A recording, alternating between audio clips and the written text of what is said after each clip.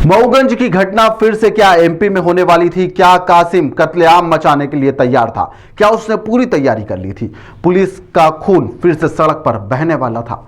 एक ऐसी घटना जिसके बारे में सोचकर भी अधिकारी हैरान में रह जाते हैं। लेकिन पुलिस की मुस्तैदी के चलते यहां पर कासिम के मंसूबों पर पानी फिर गया। पुलिस पर उसने गोली चलाई। कासिम यहां पर कोई छोटा मोटा बदमाश नहीं है, उसके ऊपर 23 से ज्यादा केस दर्ज है। जी हाँ, कासिम ने यहां पर जो एएसआई है उसे भी नहीं छोड़ा, उसके ऊपर फायर कर दी, जिसके अंदर वह घायल भी हो गया है।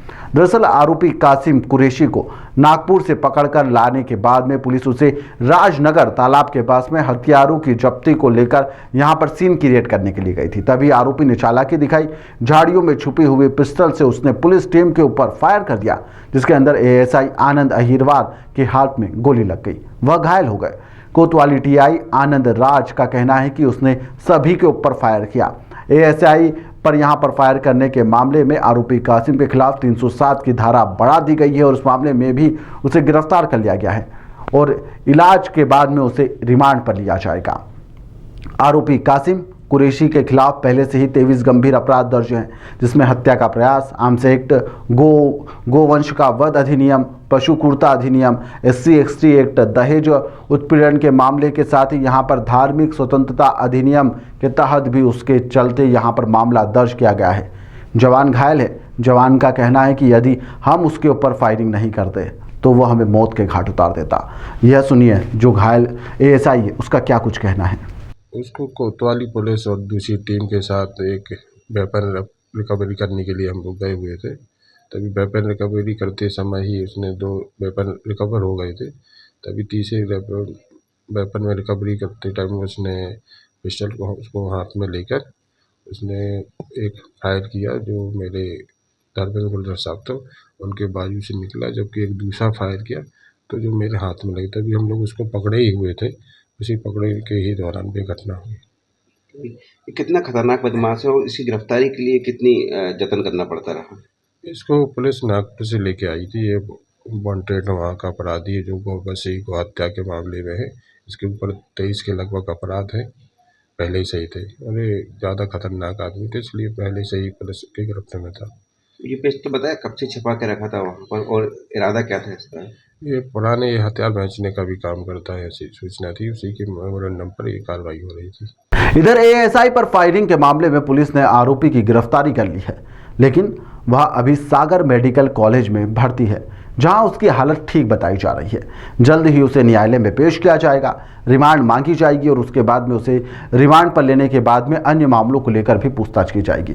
हमले में घायल एएसआई आनंद अहिरवार का इलाज जबलपुर में चल रहा है, उनकी हालत भी स्थिर बताई जा रही है। पूरी घटना को लेकर यहाँ पर दमोह जिले के जो देहात थाना क्षेत्र में जितने भी पुलिसकर्मी हैं वह इस घटना को लेकर हैरान है।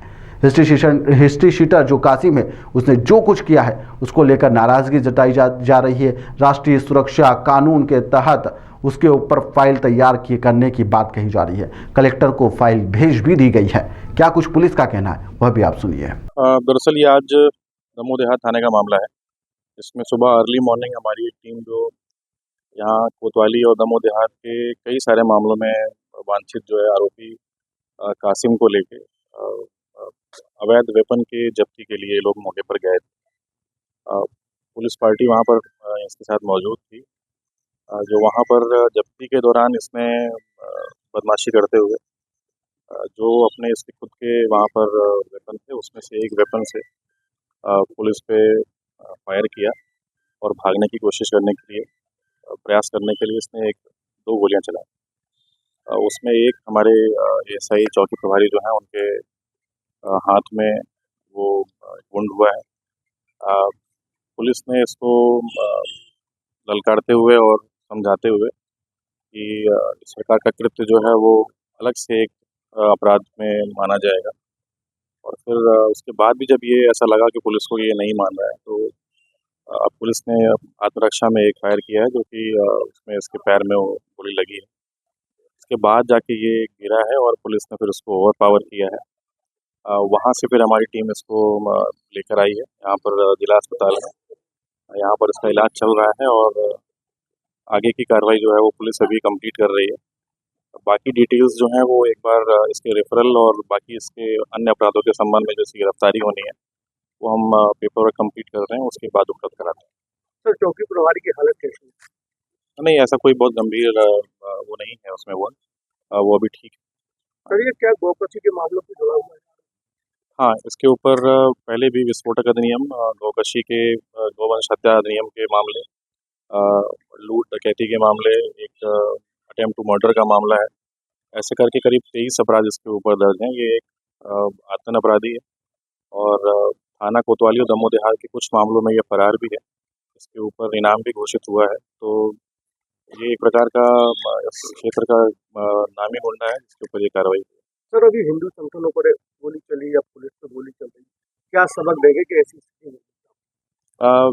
ये जो दोनों मामले हुए हैं इसमें लगातार हम सख्ती बरत रहे हैं और जिस दिन की ये घटना है उसके बाद से लगातार पुलिस जो है वो मुस्तैद है और ज़रूरी है कि ऐसे जितने भी आतंक अपराधी हैं उनको स्ट्रॉन्ग हैंडेड तरीके से उनको डील किया जाए और हम इसमें कोई भी कहीं भी कोई कोताही नहीं बरत रहे हैं।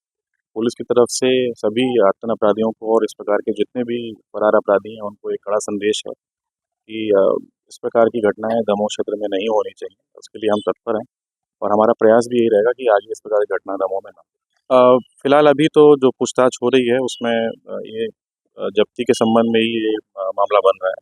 बाकी और डिटेल्स हम आपसे शेयर करेंगे। कासिम कुरैशी के खिलाफ पहले से 23 अपराध दर्ज थे। एक और अपराध उसने कर दिया, पुलिस के ऊपर फायर कर दिया। ऐसे में सवाल उठ रहा है कि इतने सारे मामले होने के बाद में भी जिला बदर और एनएसए की कार्रवाई अभी तक क्यों नहीं की गई थी, अब क्यों तैयारी की जा रही है।